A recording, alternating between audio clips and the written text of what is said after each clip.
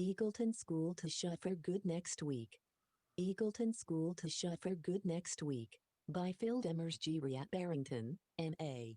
Eagleton School will close its doors for good next week, according to state regulators, who on Friday revoked the school's licenses to operate in the wake of abuse scandals. Kudos to the state, said Jessica Kinney O'Shea, of Punel, VT, parent of a former Eagleton School student.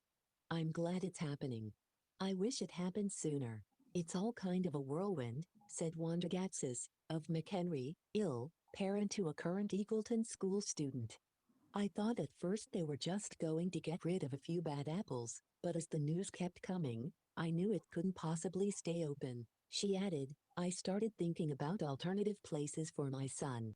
The school had been under investigation prior to January, when reports of abuse led to a raid at the school and the arrest of 5 staff members. Those staffers have since been fired and their cases are pending. Staff members continue to repeatedly violate state probationary terms that resulted from the initial raid and arrests in February and March, including with renewed instances of physical abuse of the school's population of developmentally disabled boys and young men.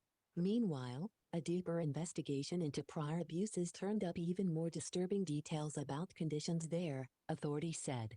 Things came to a head when the State Department of Early Education and Care issued an order to protect children on March 17, saying it planned to revoke the school's licenses to operate. State workers began putting in long hours finding replacement schools for Eagleton's student population of 67.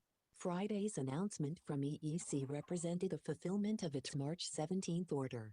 Effective Friday, April 8, 2016, Eagleton School's residential group care licenses was revoked, and its approval as a provider of publicly funded special education services was withdrawn, an EEC press statement read. Most of the students have already moved to new placements, and the Eagleton School will stay open for the remaining students on an emergency basis until April 15, 2016, while they are transitioned to new placements. Kinney O'Shea said her 14-year-old son had been subjected to inhuman treatment at Eagleton. State reports detailed instances of Eagleton staff punching, biting and using other force against children and also issuing threats and emotionally abusing students. Gatsis, on the other hand, said her 19-year-old son progressed there, but she nonetheless knew stuff was going on and the staff lied to her. I felt like I got the runaround all the time, Gatsis said. I knew there was a big problem. At a certain point, Gatsis began demanding to view security camera footage taken involving her son and was repeatedly blocked by the school, though such material was always being gathered. One of the arrested Eagleton School staff members was charged with obstruction of justice and witness intimidation for allegedly altering or deleting security footage taken at the school. The others faced charges of assault and battery on a disabled person. The monitoring they said they were doing wasn't happening, or it was happening and then being gotten rid of, Gatsis said. I was lied to. I had expectations and they weren't being met. Gatsis said her son will be returned to another school in Illinois.